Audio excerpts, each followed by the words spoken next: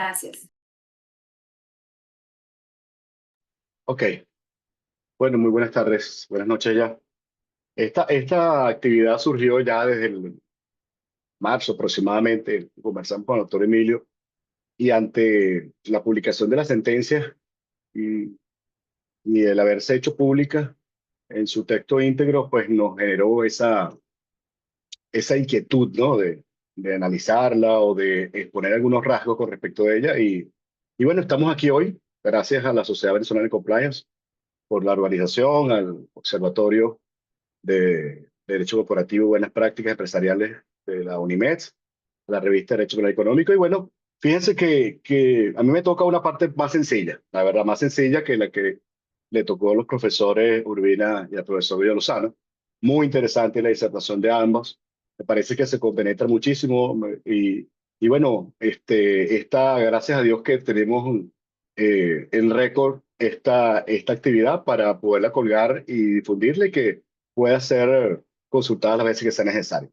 Mi tema, compliance, ¿ok? Mi tema es compliance. Eh, en principio, yo, oye, viendo el nombre, decía impacto del compliance en materia de ley orgánica, pero también puede ser al revés, el impacto de la ley orgánica del compliance, ¿ok? Así que eso me trajo a mí como conclusión de que estas dos instituciones, la de la extinción de dominio y la de el compliance, la herramienta del compliance, pues tienen dentro de la perspectiva de la sentencia, de la primera sentencia en materia de extinción de dominio dictada por un tribunal venezolano, una relación bastante, ¿cómo decirle?, simbiótica, ¿no? Una depende de la otra y se puede hacer inclusive un paralelismo también con lo que existía o lo que se habla a nivel de la responsabilidad penal de las personas jurídicas. El compliance viene a ser una bisagra, ¿ok? Viene a ser un dinamo para aplicar la responsabilidad penal, pero también en este caso para aplicar la extinción de dominio. En el caso de que no exista esa buena fe calificada dentro de la negociación. Pero más allá de esto, fíjense, que yo quería, antes que plantearle ideas y darle sugerencias y recomendaciones a nivel de compliance, yo quería generar y compartir con ustedes algunas inquietudes que la lectura de la sentencia a mí, a prima facie, me generó, ¿no? Me produjo. Lo primero, ¿qué es el compliance? ¿Ok? ¿Qué es eso del compliance que dice la sentencia? ¿Qué es la debida diligencia? Cómo debemos de entenderla? Porque es una palabra ahorita que está utilizando muchísimo. ¿Ok? ¿Es un procedimiento autónomo la debida diligencia del compliance o es un elemento de los sistemas de gestión de cumplimiento? Se puede uno preguntar, ¿no? ¿Cuáles son esos estándares, no? Esa lex artis de que habla la sentencia en ese pequeño párrafo, ¿no? ¿Cuál es la vigencia? ¿Desde cuándo debe aplicarse ese estándar ISO o de otro, como lo dice la sentencia a que hace referencia cuando habla de compliance? ¿Desde cuándo debe de aplicarse? ¿Se debe aplicar un estándar publicado en el año 2025 a una negociación realizada en el año 2006, 2005, 1998, por ejemplo? ¿Ok? ¿Qué parte de ese estándar se debe aplicar, por ejemplo, en el caso del uso de tecnologías, de plataformas tecnológicas, que ahorita es un elemento necesario para la debida diligencia? Las corporaciones, ya con el hecho de ordenar o de practicar, de contratar o dentro de su propia estructura organizativa, practicar una debida diligencia, ya eso basta para demostrar que actuó con prudencia y entonces efectuarse la aplicación de la ley. Son preguntas que me hago desde que leí la sentencia y que todavía estoy en proceso de análisis, ¿no? ¿Cuáles son esos requisitos que deben tener los informes de debida diligencia? ¿Ok? ¿Cuáles son las competencias profesionales necesarias para darle credibilidad a esos informes de debida diligencia? ¿Sí? ¿Cómo se le da fecha cierta a la elaboración de esos informes de debida diligencia? Fíjense que yo no estoy entrando aquí en la parte procesal, en la parte sustantiva, doctrinal, jurisprudencial comparada ni nacional de la institución de la extinción de dominio, solamente estoy hablando de compliance, ¿no? Desde mi perspectiva, desde mi visión del compliance. Y realmente que estas preguntas todavía y de forma constante me las estoy realizando. ¿Ok? ¿Por qué? Porque efectivamente con la sentencia se asoma o se determina de una forma tajante, pues la necesidad de aplicar unos estándares, una les artis, para las negociaciones. ¿Ok? Entonces, ¿cuáles son esos estándares y desde cuándo deben de aplicarse? Entonces, esas son unas cuestiones que les voy a dejar aquí.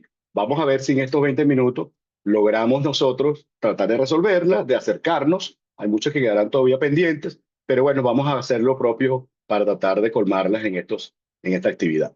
No, no podemos dejar a un lado de que existe un nexo, vamos a llamarlo del derecho penal, en este caso derecho penal económico, ¿ok?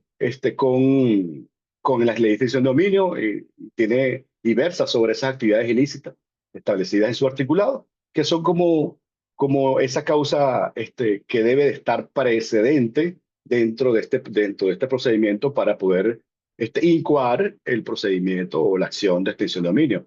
Tráfico de sustancias estupefacientes, corrupción y delincuencia organizada, legitimación de capitales y financiamiento del terrorismo. Fíjense que son tres, ¿no? ¿Ok? Porque la legitimación de capitales se considera un delito también de delincuencia organizada. En consecuencia, lo podemos tratar desde la misma perspectiva. Y vemos que tienen algo en común, y es que todas son delitos. ¿Ok? Todas son delitos, todos son hechos, un hecho que está totalmente descrito dentro de la norma jurídico penal que tiene una sanción. ¿Vale? Salvo algunos casos, por ejemplo, en Colombia y en Perú, donde todas las actividades ilícitas eran objeto de extinción de dominio. Nosotros tenemos esta particularidad, tenemos un numerus clausus para la aplicación de la ley de extinción de dominio. Y en este caso, cuando nosotros hacemos ese parangón, ¿verdad? Esa comparación dentro o desde la perspectiva del compliance, nos podemos ver que las corporaciones, ¿vale? En su día a día, en el desarrollo de su modelo de negocio, en el desarrollo de su actividad empresarial, en la generación de valor, en su relación con sus stakeholders, e igualmente las personas naturales, ¿ok? Pueden y están expuestas a ciertos riesgos, ¿ok? Ya esto forma parte ya del compliance, del cumplimiento normativo, como lo denominan los españoles, ¿ok? Del cumplimiento corporativo, como nosotros lo llamamos de forma generalizada, y vemos que efectivamente existen unos riesgos de carácter penal que se deben de identificar, que se deben de analizar y que se deben de gestionar, ¿verdad? ¿Para qué? Para generar protección, para generar una cultura o transmitir una cultura corporativa, para hacer mejor el negocio, para tener mejor relacionamiento, para no verse expuesto a sanciones penales, etcétera, etcétera, e impactos reputacionales por verse inmerso en una investigación de carácter penal. Pero fíjense, y lo vimos anteriormente en la lámina que precedió, que todas estas actividades ilícitas son penales, ¿no? Y nosotros cuando analizamos desde la perspectiva de compliance vemos que existen unos estándares reconocidos internacionales que están realizados, que fueron formulados para gestionar estos riesgos penales. Entonces, la primera complicación que nosotros vemos aquí y que ha generado vacilación e inclusive alguna disyuntiva es si aplicamos esos estándares de que va a gestionar el riesgo penal o vamos a, de acuerdo a cada uno de esas actividades ilícitas, aplicar dentro de tu sistema de gestión de cumplimiento los estándares, ¿cómo se llama? Que son específicos para cada riesgo en particular. Además de los riesgos penales, existen los laborales que también se gestionan, los legales, los de data personal, tributarios, etcétera. Pero fíjense que acompañan a esta lámina, además de los riesgos penales, otros riesgos, los de legitimación de capitales, en este caso, verse expuestos o servir o ser usados para legitimar capitales, financiamiento del terrorismo, pero también un riesgo de corrupción, sea pública o participar en actos de corrupción pública o en actos de corrupción privada, ¿ok? Pero también surge ahora, a raíz de la ley de extinción de dominio y con el reconocimiento expreso de esta sentencia, otro riesgo importante, ¿ok? Otro riesgo importante que es el riesgo de extinción de dominio, que también las corporaciones deben de gestionar. Y aquí es cuando viene el gran embrollo. ¿Cómo se gestiona este riesgo de extinción de dominio? Porque efectivamente no hay un estándar internacional y nacional para poderlo gestionar. Pero bueno, de esto va con razón a este punto en específico.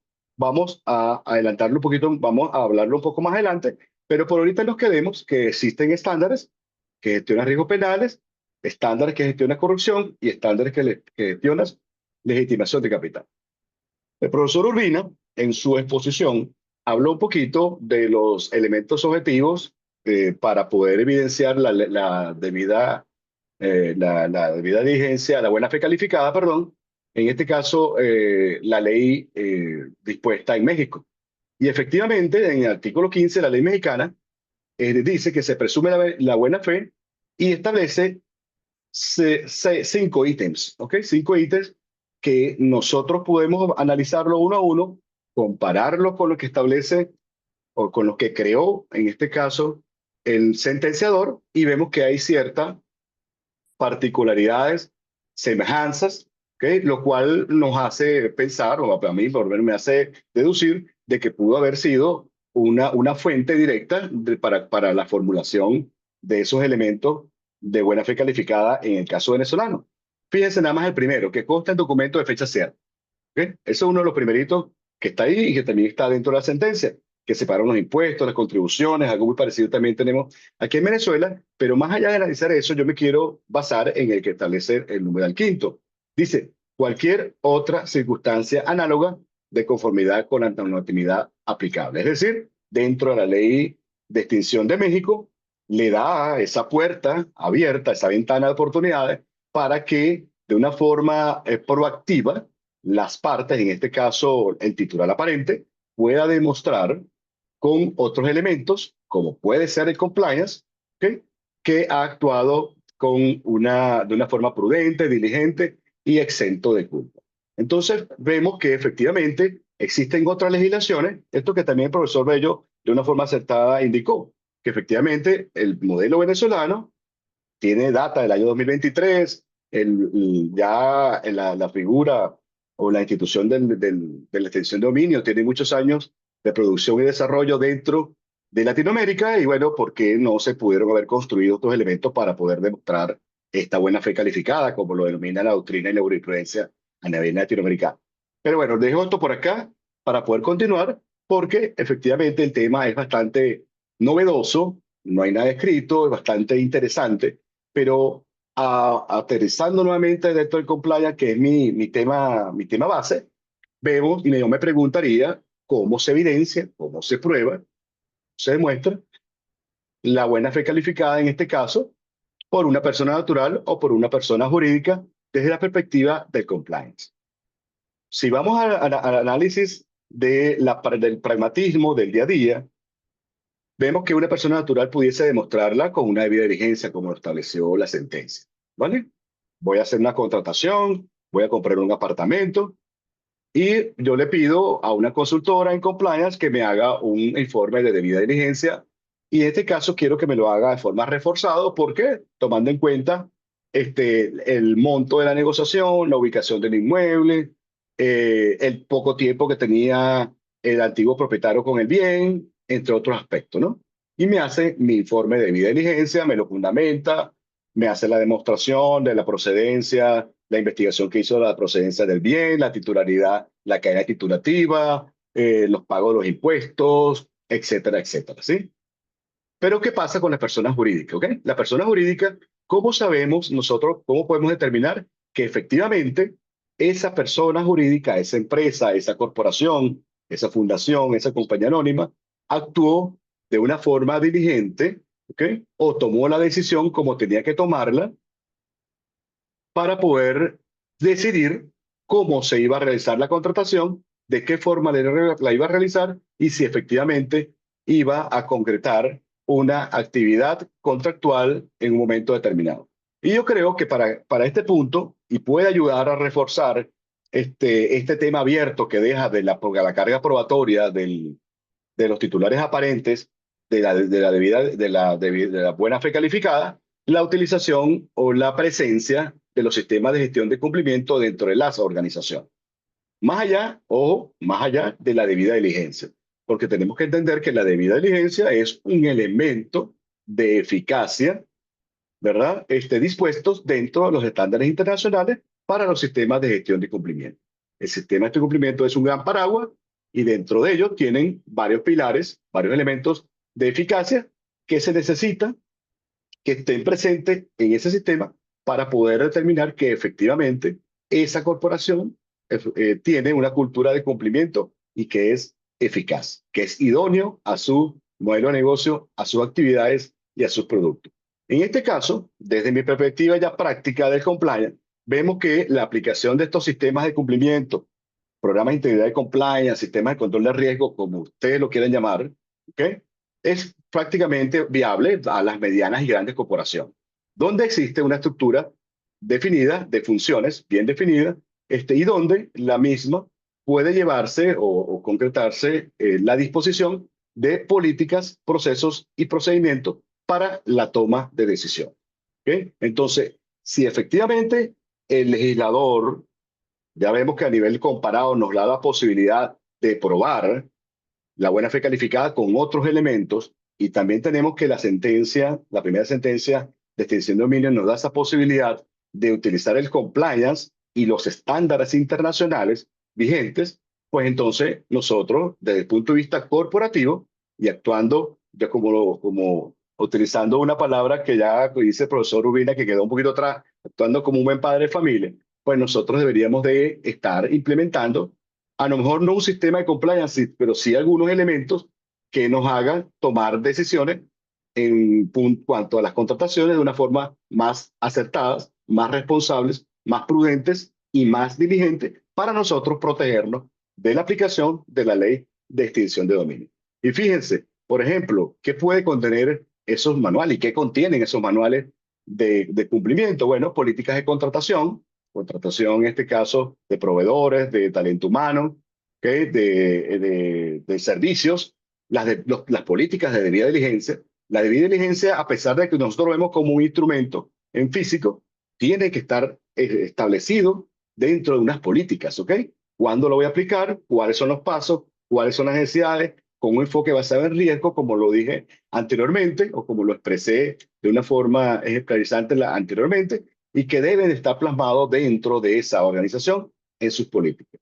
También la parte de gestión de riesgo, saber cuáles son esos riesgos inherentes que están ahí circundando a esos productos, a esas actividades dentro de esa corporación, demostrar la cultura de cumplimiento, como ya lo he hablado, una revisión, una mejora continua para tratar de ser cada vez mejor, y también modelos de gobernanza para de esta forma esa empresa pueda demostrar de una forma coherente que la toma de decisión plasmada en ese documento de adquisición o de contratación se debió o pasó por un proceso, por eso de filtro, ¿verdad? Bien identificado, bien preciso, bien objetivizado dentro de esas políticas, y que la presentación o la prueba, la demostración de la misma pueda actuar como escudo protector ante la aplicación de la ley de extinción de dominio, que como ya vemos, tiene un efecto bastante voraz en cuanto a la parte patrimonial y a la parte financiera de una corporación. Ahora, ¿qué pudiese pasar con las pequeñas empresas? ¿Qué pasa? ¿Qué pasaría con las pequeñas empresas sin una estructura corporativa? Esta es una pregunta que también a cada instante me la hago, sobre todo con respecto al aspecto de la responsabilidad penal de las personas jurídicas, donde ya los tribunales también españoles se han pronunciado. Pero bueno, nosotros pudiésemos decir desde el punto de vista del compliance que existen algunos elementos necesarios, imprescindibles, que pueden ser aplicados en estas pequeñas empresas, que no lo van a impactar desde el punto de vista operacional y desde el punto de vista financiero, pero que también pueden demostrar un grado de cultura de cumplimiento para poder protegerse ante estos riesgos de extinción de dominio que están ya presentes dentro de nuestra sociedad y de nuestra concepción estatal. La sentencia del Tribunal 15, perdón, del 10 de febrero, establece esos elementos, ¿no? No lo vamos a entrar, solamente nos vamos a quedar con la parte, el último, que es el numeral 7, pero fíjense, aquí el primero, al igual que el estándar o la ley mexicana, establece una fecha cierta para esa contratación, para ese documento, para ese contrato, el cumplimiento de las obligaciones, elementos que objetivizan la transparencia, ¿no?